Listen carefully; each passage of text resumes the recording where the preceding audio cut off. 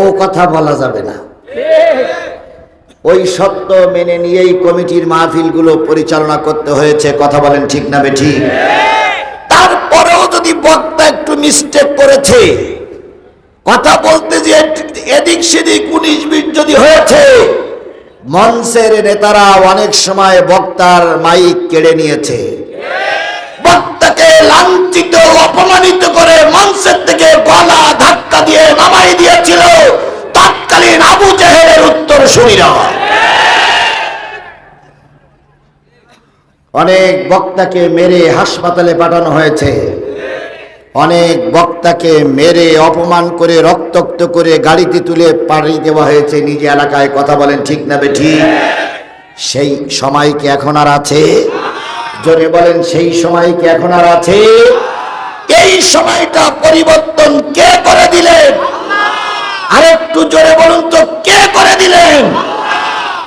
যে আল্লাহ সুন্দর পরিবেশ তৈরি করেছেন, সেই আল্লাহর শুকরিয়া করা দরকার আছে না নাই? কারোর জবান বন্ধ থাকবে না, সকলে মিলে বলছি আলহামদুলিল্লাহ।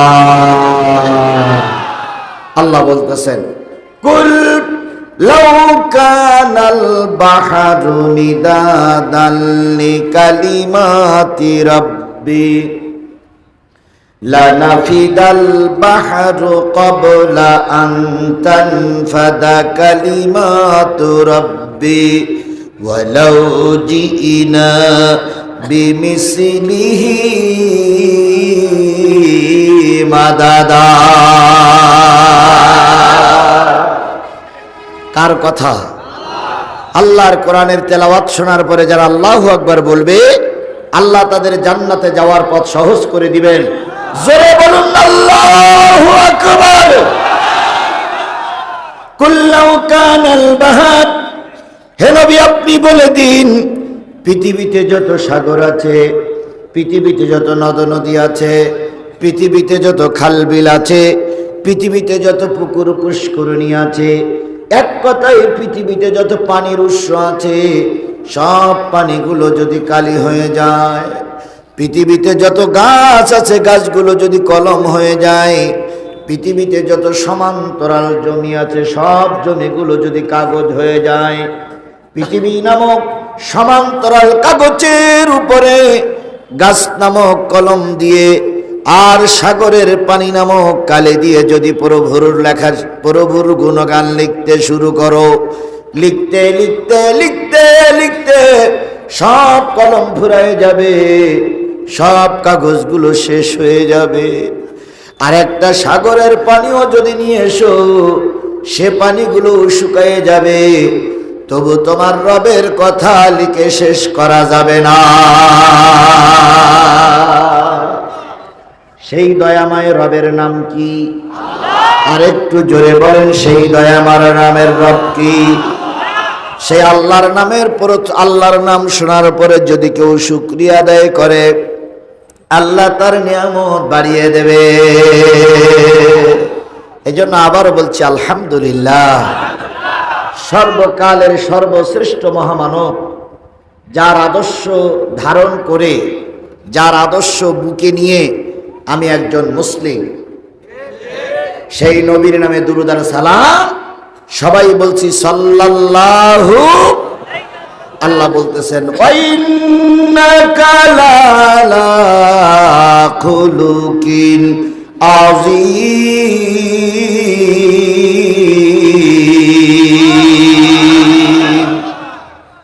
ওগো নবী, এই পৃথিবীতে সবচেয়ে উত্তম চরিত্রের অধিকারী আমি আপনাকে বানাইছি। আপনার জীবনের ভিতরে আছে সকলের কল্যাণের আদর্শ। নবীর চাইতে ভালো মানুষ সমাজে কেউ ছিল? স্পষ্ট করে কথা বলতে হবে, নবীর চেয়ে ভালো মানুষ সমাজে কেউ ছিল? নবীর চাইতে ভালো মানুষ সমাজে কেউ ছিল না। এখনো সমাজে কেউ নবীর চাইতে ভালো মানুষ? যদি গোটা বিশ্বের মানুষেরা নবীর চাইতে ভালো মানুষ খুঁজতে চায়, দূরবীক্ষণ অনুবীক্ষণ যন্ত্রগুলো বিকল হয়ে যাবে। যারা নবীর চাইতে ভালো মানুষ তালাশ করার জন্য রাস্তায় নামবে, তারা বিদায় নিয়ে সব চলে যাবে। তবু নবীর চাইতে ভালো মানুষ আর সমাজে পাওয়া যাবে না। বলুন তো, নবীর 63 বছরের জিন্দেগিতে, 63 বছরের কর্মশালার ভিতরে সব কিছুর মূল ছিল আমার আপনার কল্যাণের কাজ করা। কথা বলেন ঠিক না বেঠিক? নবী চাইছে জাতির কল্যাণ।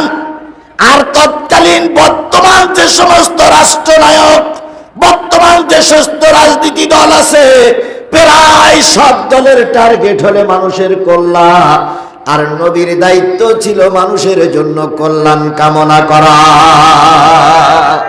আমাদের নেতারা ক্ষমতায় গিয়ে কি কামনা করে? কল্যাণ কামনা করে। কল্যাণ। আমাদের নেতারা চায় কল্যাণ, আর আমার নবী চেয়েছিলেন কি? কল্যাণ। ব্যবধান এখানে। কি কায়দায় বলে না, যদি ক্ষমতায় যেতে পারি ভাতে মারবো, পানিতে মারবো, তারপর আবার বলে চুবুইয়ে চুবুইয়ে মারবে। অথচ ওনাদের বিরিয়ানি রান্না ভাত কপালে জোটে না।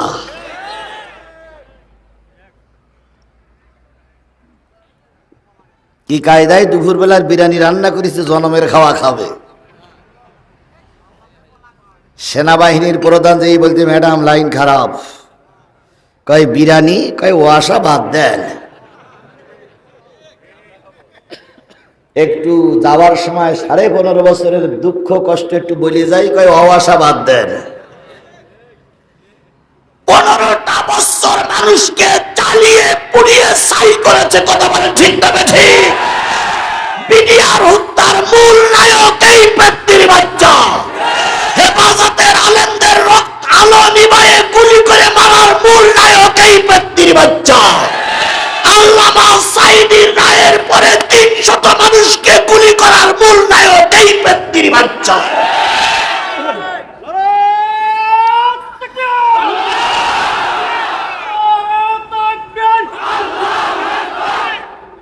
তাহলে সংস্কার আন্দোলনে 1600 লোক মারা গেল, তার জন্য এরাই দায়ী, এরাই দায়ী, এরাই দায়ী। তাহলে এরা সবাই চেয়েছিল কল্যাণ, আর আমার নবী চেয়েছিলেন কি? কল্যাণ। আমার নবী ছোট মানুষ, সবেমাত্র পৃথিবীর মুখ দেখেছেন, আমেনার ঘরে এসেছেন। আমেনা বর্ণনা করেছেন, জাতি শোনো, যখন নবী ঘরে এসেছেন আমি লক্ষ্য করেছি আমার ঘরে কোনো ছাদ ছিল না। ঘরের ভিতরে শুয়ে আকাশে কয়টা তারা উঠতো, কখন চাঁদ উঠতো আর কখন চাঁদ ডুবে যেত, সব ঘরে শুয়ে শুয়ে দেখতাম। এমন একটা ঘরে রাহমাতুল লিল আলামিন নবী আসলেন, যেই নবীর ঘরে কোনো ছাদ ছিল না, যেই নবীর ঘরে কোনো সামিয়ানা ছিল না, এমন একটা ঘরে নবী আসলেন। নবী যেদিন জন্ম নিলেন সেই সময়টা রাতও নয়, দিনও নয়, সংবাদ পৌঁছে গেল নবীজি দুনিয়ার মুখ দেখেছেন। নবীজির ঘরের পাশে ছিল নবীর ফুপি আম্মার বাস উম্মে হানি। উম্মে হানি সংবাদ পেল আল্লাহর নবী আব্দুল্লাহর বেটা একটা দুনিয়ার মুখ দেখেছে। সকালবেলা উম্মে হানি চলে আসলেন আমেনার ঘরে। এসে দেখে নবীজি শুয়ে আছেন, ছোট্ট নবীর মুখটা বিড়বিড় বিড়বিড়ি করে নড়তেছে। উম্মে হানি নবীকে কোলে তুললেন, 2 গালে 2 চুমা দিয়ে বললেন, ভাতিজা, অনেক সন্তানের চেহারা দেখেছি আর চাঁদের দিকে আকাশের দিকে তাকাইছি, আজকে তোমার চেহারার দিকে তাকায় মনে হয় পৃথিবীতে এত সুন্দর মানুষ আর কখনো কেউ দেখিনি।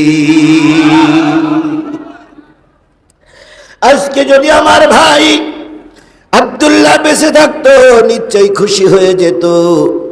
2 গালে 2 চুমা দিয়ে বুকের ভিতরে জড়াইয়ে ধরলেন নবীকে ফুপি আম্মা জড়াইয়ে ধরলেন। কিছুক্ষণ পর নবীর ফুপি আম্মা দেখলেন ছোট্ট নবী সবেমাত্র দুনিয়ায় এসেছে, মুখটা বিড়বিড় বিড়বিড় বিড়বিড় করে নড়তেছে।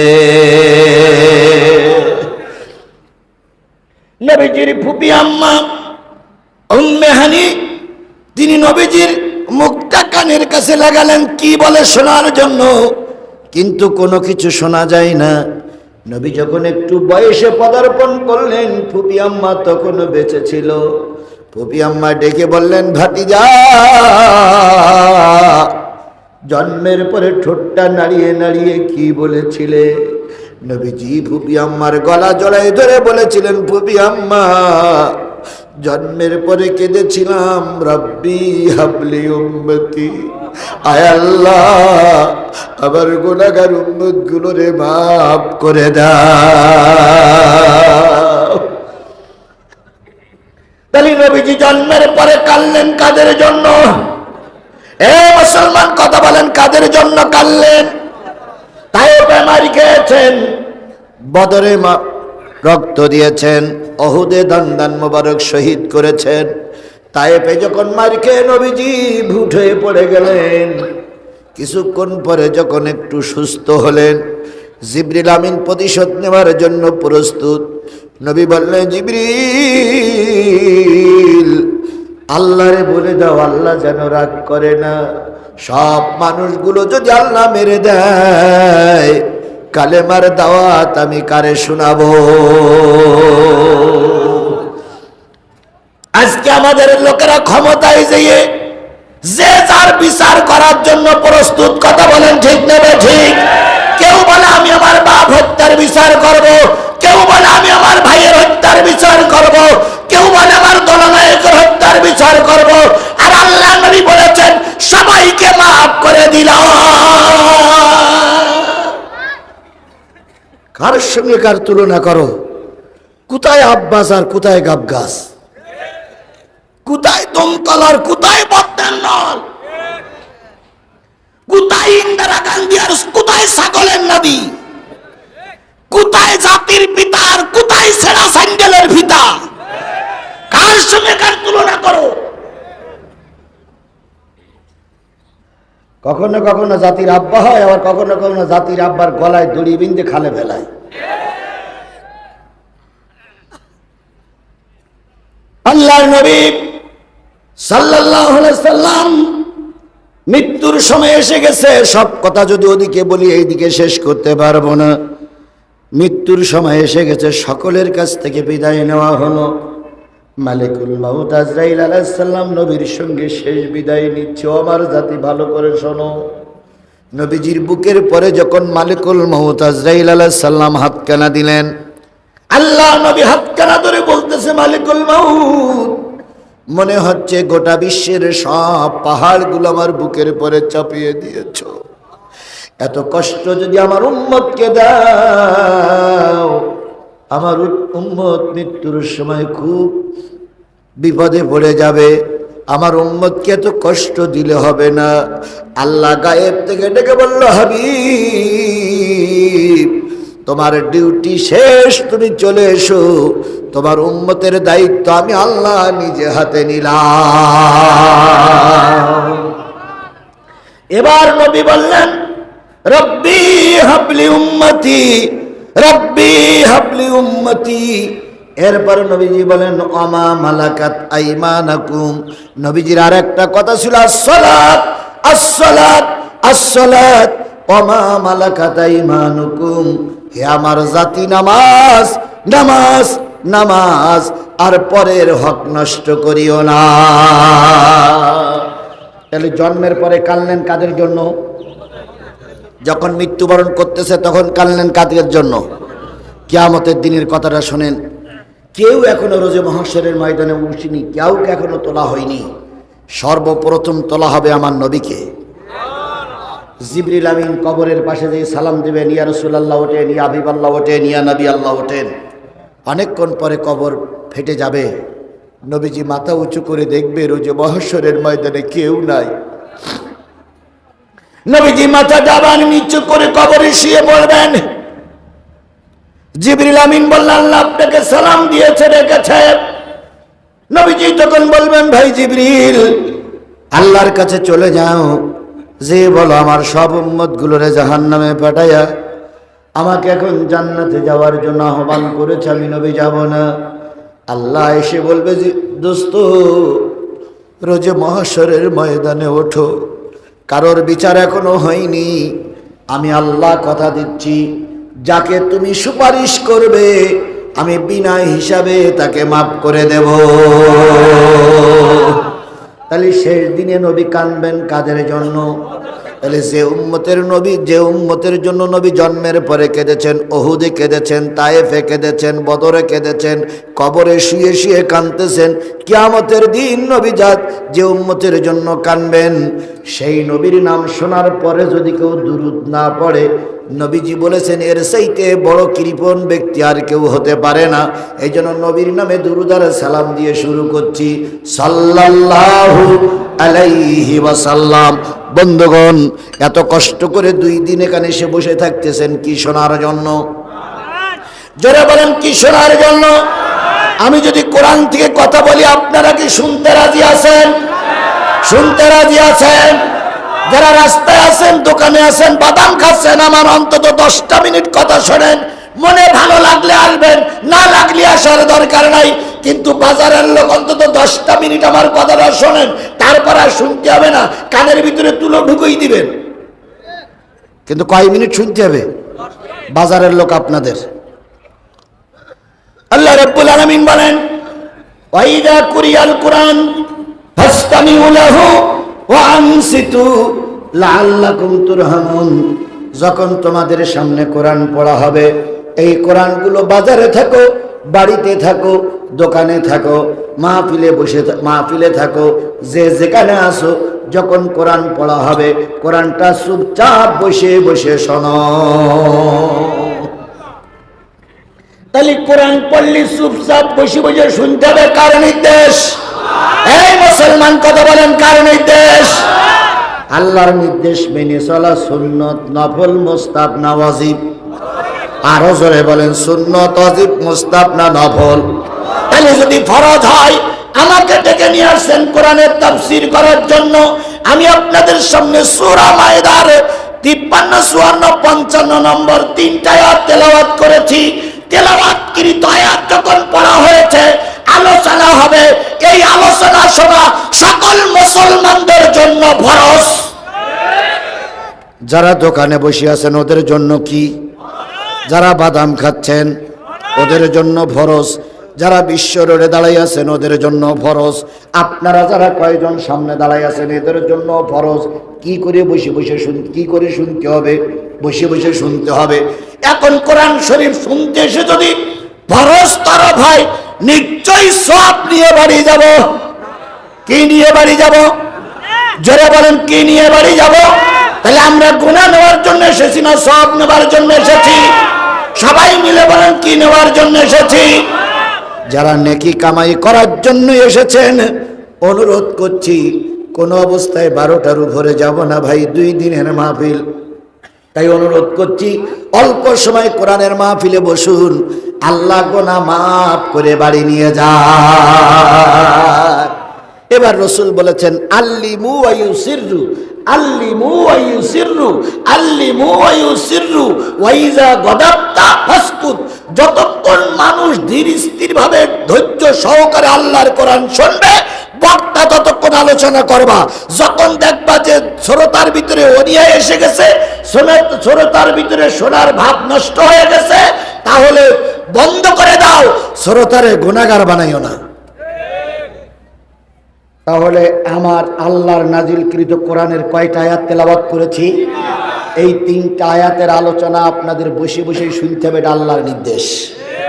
যদি কেউ নির্দেশ পালন না করেন তাহলে কি হবেন? গুনাহগার হবেন। আরেকটু সামনে যান, আল্লাহ নবী বলেন, মাস্তামা কওমান ফি বাইতিন মিন বুয়ুতিল্লাহ ইয়াতলুনা কিতাবাল্লাহ ওয়া ইয়াতাদারাসুনাহু ইল্লা নাযালাত আলাইহিমুস সাকিনা ওয়া গাশিয়াতুহুমুর রাহমা ওয়া হাফাতুহুমুল মালায়েকা ওয়া যাকারাল্লাহু ফী মান ইনদাহু আও কামা ক্বালা রাসূলুল্লাহ সাল্লাল্লাহু আলাইহি সাল্লাম। যখন কোন মসজিদ অথবা মসজিদের বাইরে কিছু লোক একত্রিত হয়ে যায়, আর ওইখানে যখন আমার কোন বান্দা, নবীর কোন উম্মত কোরআন এবং হাদিসের আলোচনা করে। এই আলোচনাগুলো যদি বক্তা এবং শ্রোতা ধীর স্থিরভাবে আলোচনা করে এবং শোনে, যদি শ্রোতা চুপচাপ বসে বসে শোনে, ওদের মাথার উপর দিয়ে আল্লাহ পাক জান্নাতের বাতাস প্রবাহিত করে দেয়। আমি কয়টা আয়াত পড়েছি? এই 3টা আয়াতের আলোচনা যদি চুপচাপ বসে বসে শোনা হয়, মাথার উপর দিয়ে কিসের বাতাস? জান্নাতের বাতাস। আজকের এই জান্নাত যাদের সহ্য হলো না, আজকের এই জান্নাত যাদের সহ্য হচ্ছে না, যারা এই জান্নাতের বাগান থেকে উঠে যাচ্ছেন বা যাবেন, লিখে রাখুন, পরকালের জান্নাত কপালে জুটবে না। অনেকেই এই জান্নাত পছন্দ করে না। দুনিয়ার জান্নাত অনেকের কি লাগে না, ভালো লাগে না। ধরে নাও, লিখে নাও, পরকালে জান্নাত তোমার হারাম হয়েছে বলে দুনিয়ার জান্নাত তোমার ভালো লাগতেছে না। এই দুনিয়ার জান্নাত থেকে কি বলে, ওজোর ছাড়া যদি কেউ চলে যায়, বুঝে নিতে হবে, ধরে নিতে হবে, ওর জন্য জান্নাত হারাম। তাহলে আমরা জান্নাতে যেতে চাই না জাহান্নামে যেতে চাই? এখনই বোঝা যাবে আপনি জান্নাতি না জাহান্নামী। আমার মোনাজাতের আগে যদি আপনি চলে যান, আল্লাহর ভাষায় আপনি জান্নাতি হতে পারেন না। আল্লাহ যদি দেয় ওটা আল্লাহর ব্যাপার। ইল্লা নাযালাত আলাইহিমুস সাকিনাহ ওয়া গাশিয়াতুহুমুর রাহমা। মাথার পরে সামিয়ানা থাক আর নাই থাক, আল্লাহ পাক রহমতের সামিয়ানা দিয়ে ওদের ঢেকে রাখে। কাদের? যারা কোরআন বলে আর যারা কোরআন শোনে। আমাদের মাথার পরে এমনি সামিয়ানা আছে, রহমতের ফেরেশতারা আমাদের সামিয়ানা দিয়ে ঢেকে রেখেছে। ওয়াহাব্বাতুহুমুল মালায়েকা। যতগুলো লোক এই মাঠে বসে আছেন, বিশ্বাস করুন, চারিপাশে ফেরেশতারা গোল হয়ে দাঁড়িয়ে আপনার মাগফিরাতের জন্য কামনা করতেছে। আল্লাহ সাহেবগঞ্জ, আর কোন জায়গায়? দাঁতপুর, সাহেবগঞ্জ, সলঙ্গা, উল্লাপাড়া, রায়গঞ্জ, তারা, সিরাজগঞ্জের লোকেরা তোমার বান্দারা এসে বসে গেছে।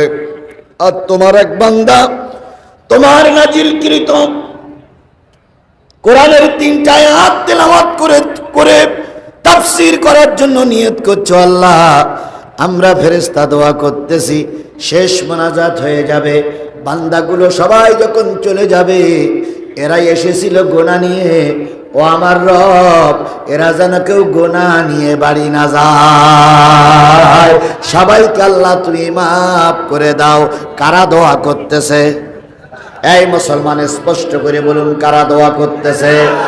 এবার ফেরেশতাদের দোয়া অনেকের সহ্য হয় না, কথা বলেন ঠিক না ঠিক? নবীদের দোয়া অনেকেরই সহ্য হয়নি। কিছু কিছু লোক বলে, হুজুরদের দাওয়াতে এখন কাজ হয় না। ওরে ভাই, তুই ভুল বুঝতেছিস কেন? নবীর দোয়া দাওয়াতে, নবীর দাওয়াতেও কাজ হয়নি। নবীর দাওয়াতে কাজ হয়েছিল? নবীর কাছে ওই আসছে না? নবীর পরে ওহি নাজিল হওয়ার দৃশ্য ওই আবু জেহেল, আবু লাহাবরা দেখিনি? ওরা কি হেদায়েত পেয়েছিল? তাহলে ও নবীর দাওয়াতে কাজ হয়নি। এই আবু জেহেলের বংশ এখানে নাই, তাই ভাবতেছেন আপনি? এখানে মনে করতেছেন যে আগে সরকারের লোক নাই, এদের কাছে দাওয়াত ভালো লাগবে না। এখানে এসে যদি কোনো পীর সাহেব এসে দোয়া করে, যাদের কপাল খারাপ, যাদের নসিব খারাপ, যে কটা জাহান্নামী, সে কটা কোরআনে মাহফিলে বসবে না। ও কোটা যে কোনো সলে বলে কলে কৌশলে যাবেই। ও যাবে আর বলবে, না হইল না, না হইল না। নবীর দাওয়াত শুনিয়ে কাফেরেরা বলেছেন, কাফেরেরা বলে লা তাসমাউ লিহাযাল কোরআন, এই কোরআন যেন তোমরা। তাহলে নবীর কথা শুনে বলেছিল এ মাহফিল চলবে না, এখানে যে কিছু লোক থাকবে না তা তো নয়, আছে আছে আছে। শেখ হাসিনা চলে গেছে, কিন্তু বংশবালা আছে না? শেখ হাসিনা চলে গেছে, ওর বংশবালা আছে না? ওরা বিনা কারণে মাহফিল থেকে চলে যাবে, কথা বলেন ঠিক না ঠিক? এই জন্য আল্লাহ বলতেছেন যে যতক্ষণ, আল্লাহ রসুল বলতেছেন যতক্ষণ থাকবা ততক্ষণ কারা দোয়া করবে? তাহলে আপনার আমার জন্য দোয়া করতেছে কারা? বন্ধুগণ, আমি ক্ষুদ্র মানুষ, আমি যে খুব বেশি বড় একজন বক্তা, বড় একজন আলেম তা না, কিন্তু কথাটা হচ্ছে কার কথা? আল্লাহর কথা। যতক্ষণ শুনবেন ততক্ষণ ফেরেশতারা আপনার জন্য মাগফিরাতের দোয়া করবে। আল্লাহ, এই লোকগুলোর সবার কম বেশি গুনাহ আছে, আল্লাহ মাফ করে দাও। তাহলে ফেরেশতারা দোয়া করতেছে, কত বড় স্বনামধন্য ব্যক্তি আপনারা হিসাব করে দেখতেছেন তো।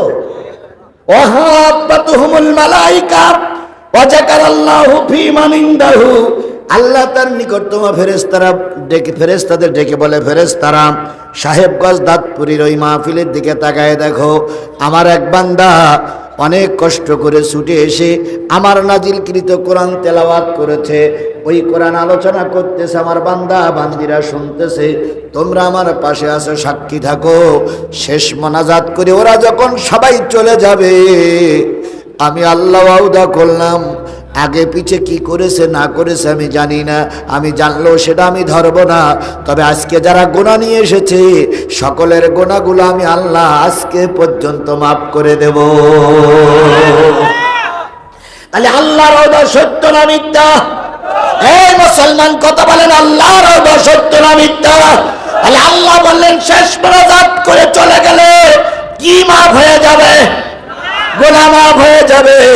আল্লাহর কথা বলার পরেও যদি এই মাহফিলে কারোর বসতে মন না চায়, তাহলে বুঝতে হবে শরীরের ভিতরে ভেজাল রক্ত। এই জন্য সব ভালো লাগে, আল্লাহর কোরআন ভালো লাগে না। 1 2 3, 3 ফাঁকেতে 3 জন লোক হাত তুলে বলেন তো, হুজুর আমার কোনো গুনাহই নাই। তোলেন, 1 জন 2 জন 3 জন, 3 জন তোলেন হাত, হুজুর আমার কোনো গুনাহ নেই। বলতে পারবে? কেউ বলতে পারবে? কেউ বলতে পারবে? কেউ বলতে পারবে? আপনি আরো 50 বছর বাঁচবেন এরকম গ্যারান্টি কার কাছে আছে? হাত তোলেন। নাই? তাহলে আমার গুনাহ আছে, 50 বছর বাঁচবো এমন কোন গ্যারান্টি আমার? তাহলে আজকের এই মাহফিল আমার জীবনের শেষ মাহফিল, কথা বলে ঠিক না বেঠিক? সুতরাং আল্লাহর ওয়াদা এই মাহফিলের শেষ মোনাজাত করে চলে গেলে গুনাহ মাফ হয়ে যাবে। আমরা গুনাহ মাফ করে বাড়ি যাব। কারা কারা রাজি আছেন? 2 হাত উঁচু করে আল্লাহর দেখান।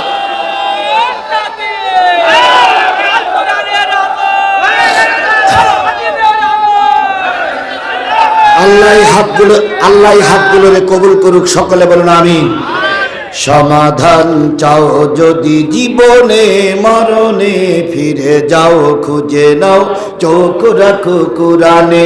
সমাধান চাও যদি জীবনে মরণে, ফিরে যাও খুঁজে নাও চোখ রাখো কোরআনে। এ বাণী সকলের নয়, শুধু মুমিনের, যারাই চলবে মেনে ফল পাবে কোরআনের। ঘরে বলো কিংবা রাষ্ট্রে বলো, অশান্তি দূর করে শান্তি আনে। সমাধান ও সমাধান চাও যদি জীবনে মরণে, ফিরে যাও খুঁজে নাও চোখ রাখো কোরআনে। তাহলে আমরা ওয়াদা করেছি শেষ মোনাজাত পর্যন্ত থাকবো ইনশা। এখন আপনারা হয়তো মনে করতেছেন, হুজুর আমার যা শক্তি সামর্থ্য আছে আর আমার যা অর্থ সম্পদ আছে, দলের যে জোর আছে, আমি সহজে মুক্তিছি না। যুবকেরা খেয়াল করো, কিছুদিন আগে এক বক্তা ওয়াজ করতে করতে জবান বন্ধ হয়ে গেছে। দেখেছো না বাবা তোমরা? একটা বক্তা ওয়াজ করতে করতে, খুব ভালো সুললিত কণ্ঠের বক্তা, হঠাৎ করে ওয়াজ জবান বন্ধ। অনেক পানি খাইলো, চা খাইলো, অনেক কিছু করলে, কিন্তু আর কথা বাইর হলো না। এটা কার দান? জোরে বলেন, এটা কার দান? আজকে কি বার? রোববার, শনিবার, শুক্রবার। এই শুক্রবারে নরসিংদীর মাধবদীতে এক ইমাম সাহেব খুতবা দিচ্ছিলেন। খুতবা দিতে দিতে বাংলা খুতবা শেষ। বাংলা খুতবা শেষ করে উনি বললেন, যাদের সুন্নত পড়া হয়নি সুন্নত পড়েন বলে উনি উঠে দাঁড়াইছেন, মাথা ঘুরিয়ে ভুট হয়ে পড়ে গেল মুসল্লিদের ভিতরে। ওই যে পড়ল, আল্লাহর বান্দা আর হুঁশ ফিরে পায়নি, ওখানেই তার মৃত্যু।